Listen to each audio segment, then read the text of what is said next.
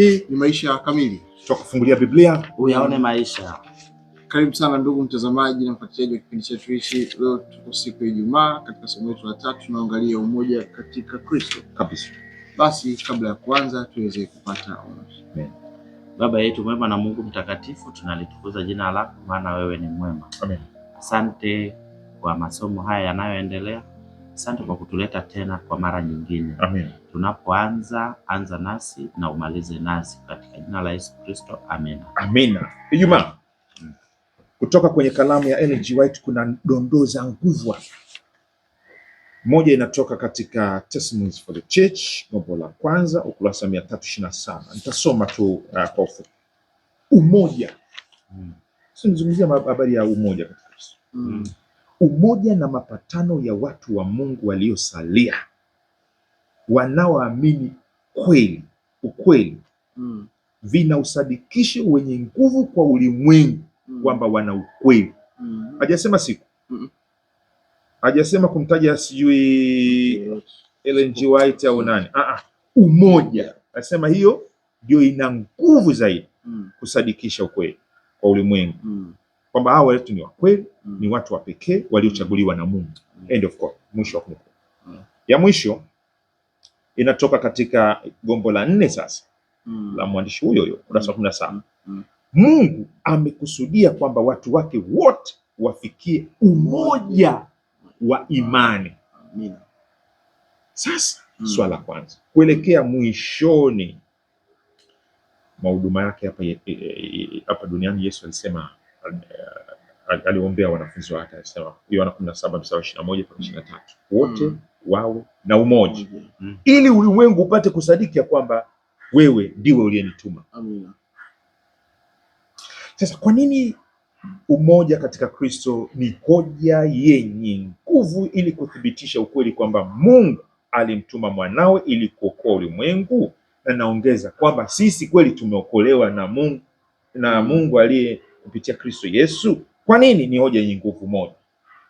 Ni hoja yenye nguvu moja kwa sababu inatudhihirisha sisi ni nani katika Kristo, au Kristo amefanya nini pale msalabani kutuleta, kwa lugha nyingine, kuondoa ule uadui. Okay. Kwa hiyo tatizo lilikuwa ni uadui. Tatizo lilikuwa ni uadui. Utengano. Myunani na Msamaria na Myahudi, mataifa na Myahudi, Mungu mtakatifu na mwenye dhambi. Tayari kuna uadui, lakini Warumi 5 anasema sasa tuna amani na Mungu. Amen. Na sisi kwa sisi katika Kristo Yesu. Kwa hiyo problem solved. Tatizo limetatuliwa. Kweli Mungu alimtuma mwanae. Hoja yenye nguvu hiyo. Umoja baina ya Mungu na watu wake, na baina ya wanadamu wameunganishwa katika Mungu. Kama kuna niongeza rafiki, twende swala pili. Hebu soma Korintho wa kwanza 4:9-13 kwanza. Tumeshasoma lakini Korintho wa kwanza sura ya 4:9-13 tusome hapo. Anasema, maana nadhani ya kuwa Mungu ametutoa sisi mitume mwisho kama watu waliohukumiwa wauawe, kwa sababu tumekuwa tamasha kwa dunia, kwa malaika na wanadamu. 10. Sisi tu wapumbavu kwa ajili ya Kristo, lakini ninyi ni wenye akili katika Kristo. Sisi tu dhaifu, lakini ninyi mna nguvu. Ninyi mna utukufu, lakini sisi hatupati heshima. 11. Hata saa hii ya sasa tuna njaa na kiu, tu uchi, tupigwa ngumi, tena hatuna makao. 12. Kisha tutaabika tukifanya kazi kwa mikono yetu wenyewe. Tukitukanwa tuwabariki, tukiudhiwa tuwastahimili. 13. Tukisingiziwa twasihi, tumefanywa kama takataka za dunia na tamaa ya vitu vyote hata sasa. Hiyo ndio CV ya nani? Ya Paulo na wenzake. Sasa hiyo CV inatofautiana naje na viongozi wanaoshabikiwa duniani? Inatuambia nini tofauti hiyo juu ya viwango vya Mungu vya kiongozi mtumishi aliye sahihi?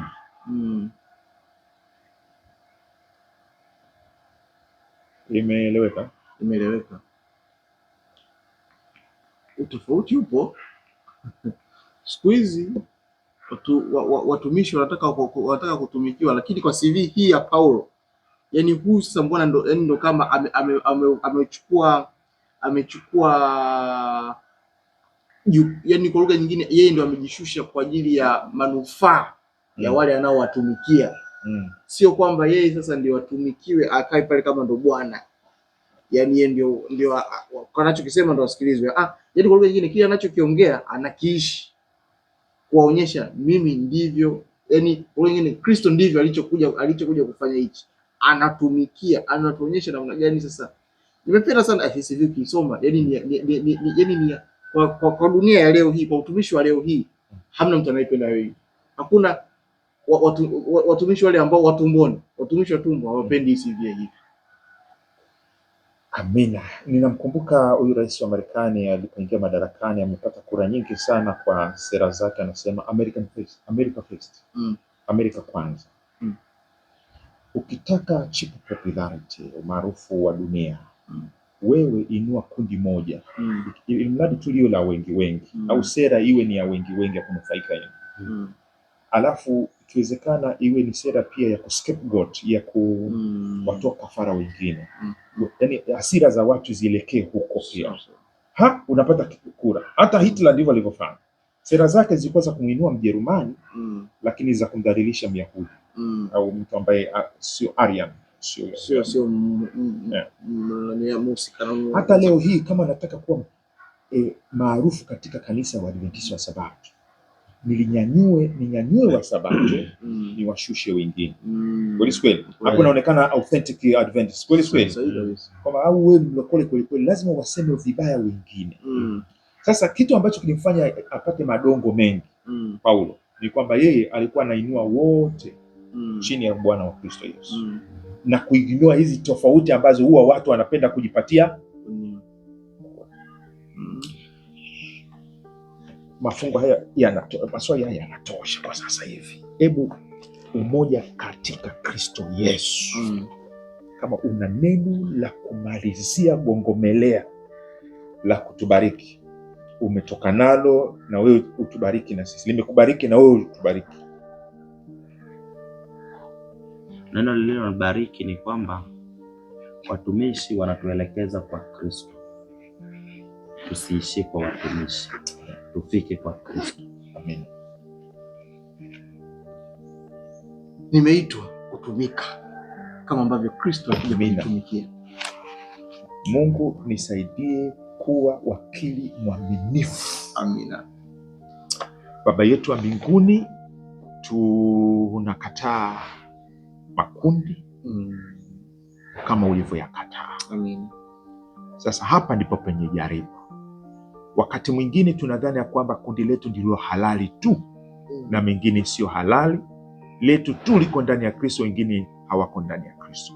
Sasa tupe macho ya utambuzi ili tumtambue Kristo na msalaba unaomtambulisha, na kwa namna hiyo tukaweze kukutana msalabani wote ambao kila mmoja anampokea mwenzake katika Kristo Yesu ili kuhudumiana.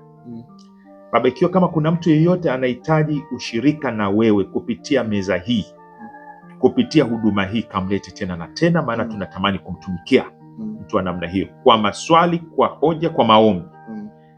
Fanya hivi kwa meza zingine na makanisa na makundi mengine yote. Ndivyo tunavyoomba kwa jina la Yesu.